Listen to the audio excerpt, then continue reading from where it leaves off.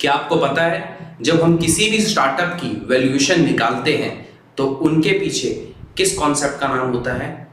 जी हाँ, उसके पीछे नाम होता है टाइम वैल्यू ऑफ मनी। और ये कॉन्सेप्ट फाइनेंस का बेस कहलाया जाता है। तो टाइम वैल्यू ऑफ मनी पे हम एक अलग से सेपरेट वीडियो तैयार करेंगे, बट यहाँ पे हम सीखेंगे कि कैसे प्रेजेंट से फ्यूचर वैल्यू और फ्यूचर से प्रेजेंट वैल्यू को हम एक्सेल के थ्रू समझ सकते हैं।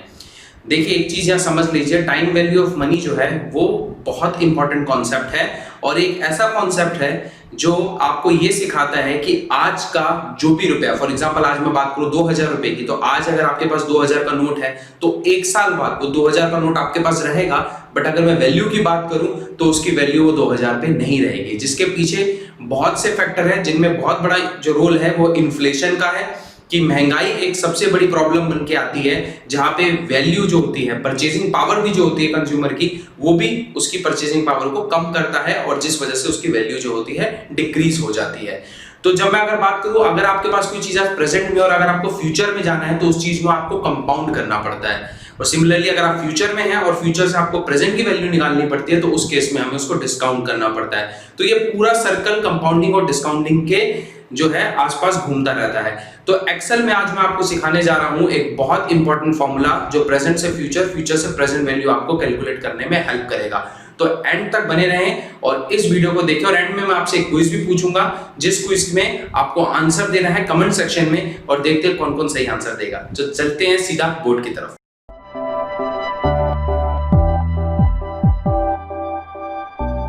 प्योर फाइनेंस स्टूडेंट, तो आपने ज़रूर एक चीज़ सुनी होगी खास करके कि money today is more valuable then money tomorrow.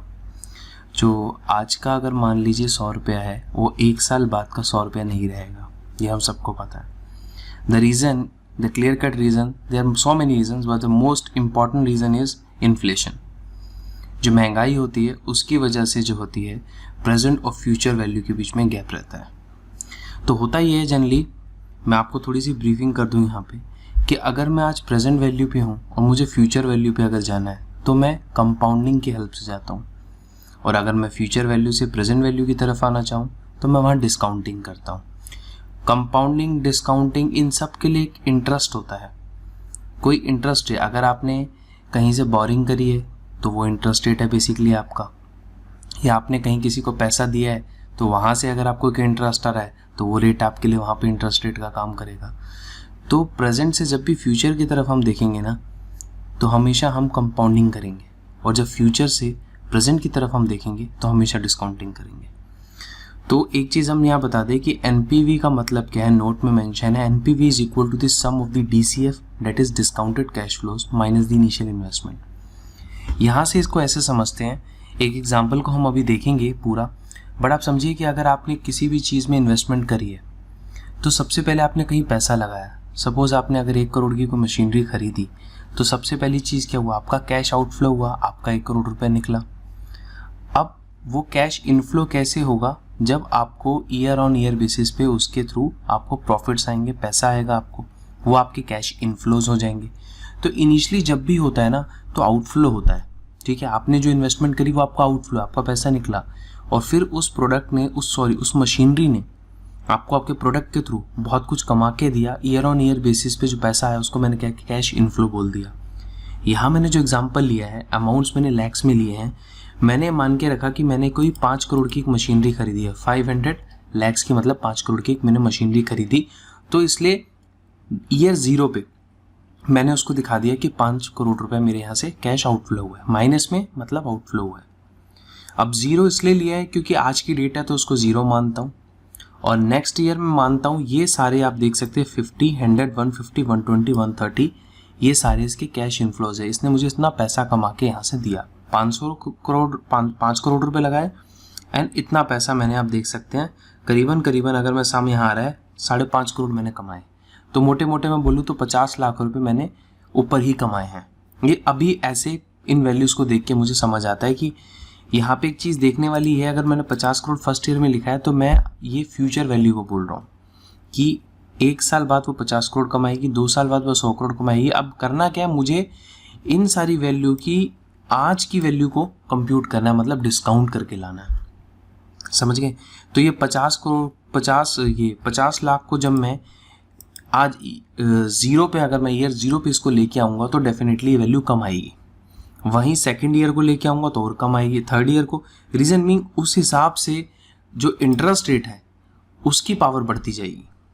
तो अगर ये 50 लाख है तो आज के ये 50 से कम होंगी उसकी वैल्यू, क्योंकि देखिए ना, जो आज का 100 रुपये फ्यूचर का 100 रुपये नहीं रहता। उसी अगर तरीके से हम समझेंगे तो ईजिली हम समझ जाएंगे। अगर टाइमलाइन बना के आप देखेंगे, मेरी यूट्यूब पे क्लास है टाइमलाइन के, वहाँ से देख सकते हैं इसको, कि ईजिली आप समझिए कि अगर आज आपने 5 करोड़ रुपए डाला है, कल आपको 5.5 करोड़ रुपए आ रहा है, तो क्या ये प्रोजेक्ट आपके लिए जो है ये कह सकते हैं कि वाइबल होगा, सही होगा आपके लिए? अगर आप इस प्रोजेक्ट को करते हैं तो क्या आपके लिए सही रहेगा प्रोजेक्ट?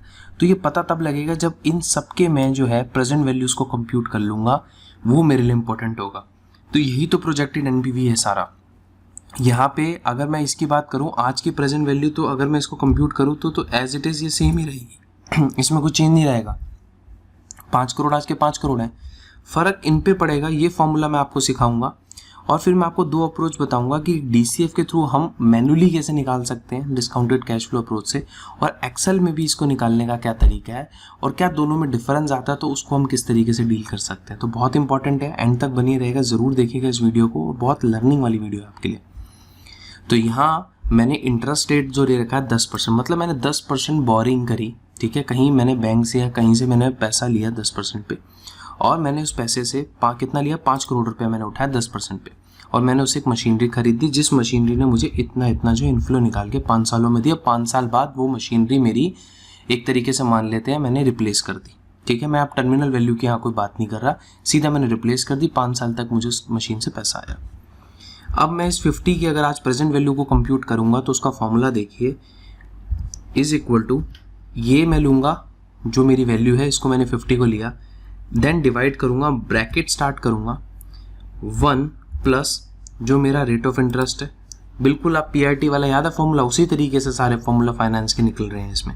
प्रेजेंट वैल्यू कुछ अलग नहीं है, बस थोड़ी सी चीज़ जो फ़र्क डालेगी वो ये डालेगी कि यहाँ पे जो रेज टू पावर आएगी वो रेज टू द पावर यहाँ मैं 1 लूँगा, ठीक है, एंड देन एंटर।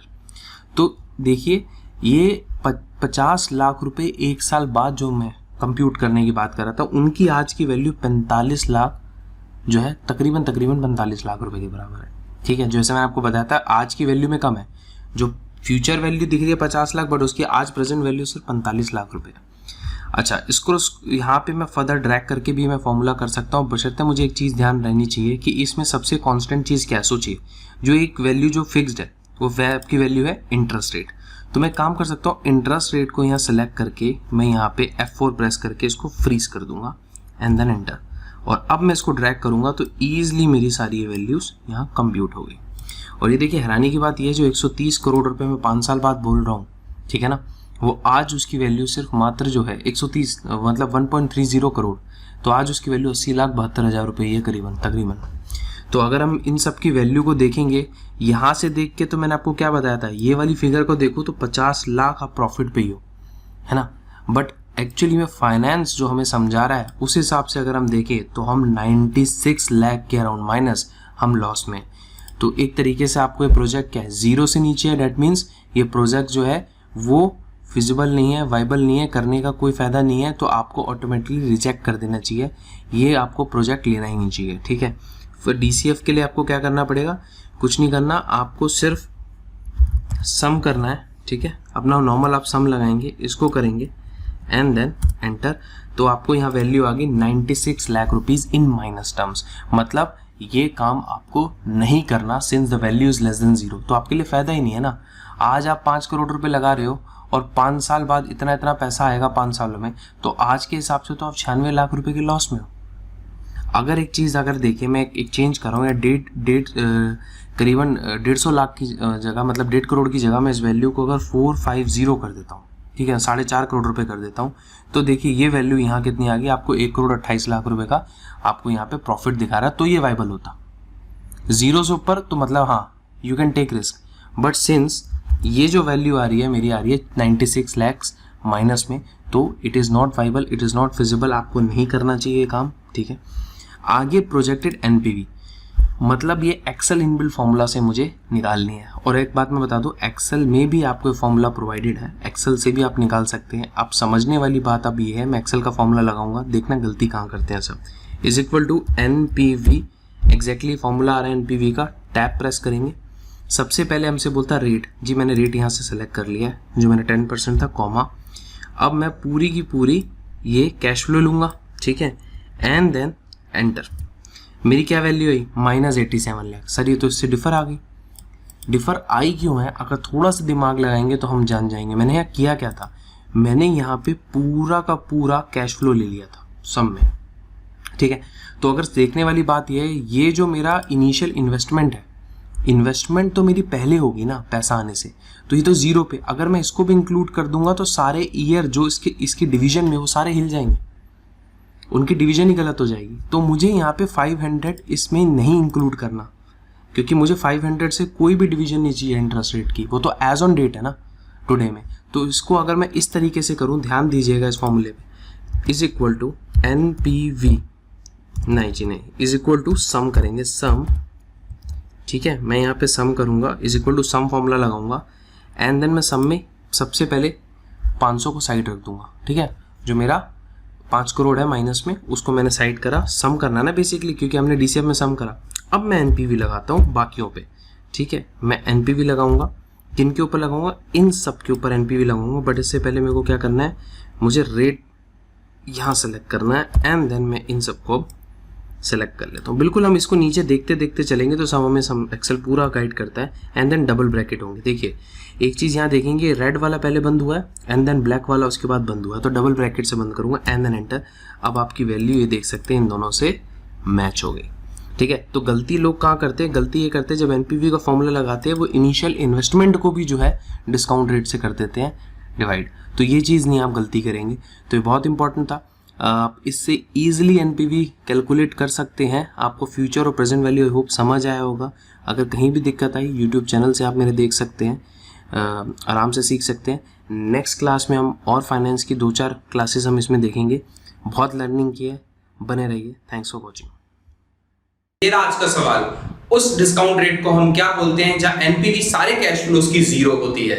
एक बार दोबारा सुनेंगे, उस डिस्काउंट रेट को हम क्या बोलते हैं जहां NPV सारे कैश फ्लोज की जीरो होती है?